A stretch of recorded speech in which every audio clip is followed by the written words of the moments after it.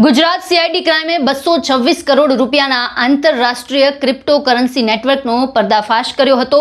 त्यारे आ केसमां વધુ એક આરોપીની અમદાવાદથી ધરપકડ કરવામાં આવી છે। પકડાયેલા આરોપીનું નામ શબ્બર હુસૈન છે, જે ક્રિપ્ટો વોલેટ મારફતે પૈસા ટ્રાન્સફર કરતો હતો। અગાઉ અમદાવાદ, મુંબઈ અને હરિયાણાથી કુલ 12 આરોપીઓ છે તેમને આ કેસમાં ઝડપી પડાયા છે। તપાસમાં સામે આવ્યું છે કે આ નેટવર્ક સાયબર છેતરપિંડી, મની લોન્ડરિંગ, डार्क वेब पर नार्कोटिक्सना वेपार तथा आतंकवादी संगठनोने भंडोळ पहोंचाडवा जेवी गैरकायदेसर प्रवृत्तिओ साथे जोडायेलुं हतुं। सीआईडी क्राइमना जणाव्या अनुसार वॉन्टेड दुबई स्थित किंगपिन मोहम्मद जुबेर पोपटियाना आतंकवादी संगठन हमास साथे जोडायेला फ्रंट ऑर्गेनाइजेशन साथे संबंधो होवानुं पण बहार आव्युं छे।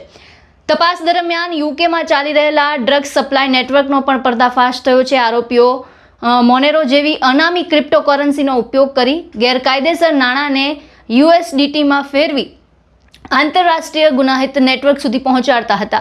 त्यारे सीआईडी क्राइम द्वारा डिजिटल वॉलेट और क्रिप्टो ट्रांजेक्शनना विश्लेषण बाद आ समग्र रेकेटनो भांडो फोड्यो हतो। गुजरात साइबर सेंटर ऑफ एक्सीलन्स ની ટીમ દ્વારા થોડા સમય પહેલા જે 226 કરોડ રૂપિયાના નાણાકીય વ્યવહારો જે ક્રિપ્ટો ટેરર ફંડિંગ, બ્રિટન ખાતેના ડ્રગ નેટવર્ક, ડાર્કનેટ સાથે જોડાયેલી જે ગેંગ પકડેલી હતી, એમાં વધુ એક આરોપી શબ્બર હુસૈન મોહમ્મદ હનીફ પટેલા, જે રહેવાસી છે બુસરા હિલ્સ, સરખેજ, અમદાવાદનાઓની ધરપકડ કરવામાં આવેલી છે।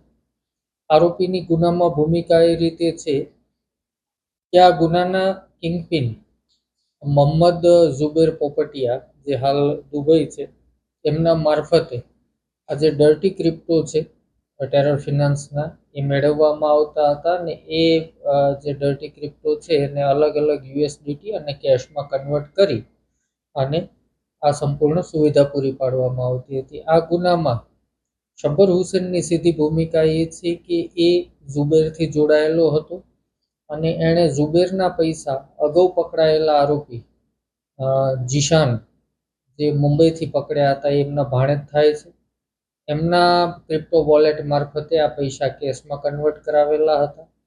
આ ઉપરાંત જે મોનેરો ક્રિપ્ટો જે છે એ સલમાન જ્યારે યુકેથી લાવ્યો મોહસિનના મારફતે, ત્યારે મોહસિન, સલમાન અને આ શબ્બર આ ત્રણ ભાગીદાર હતા।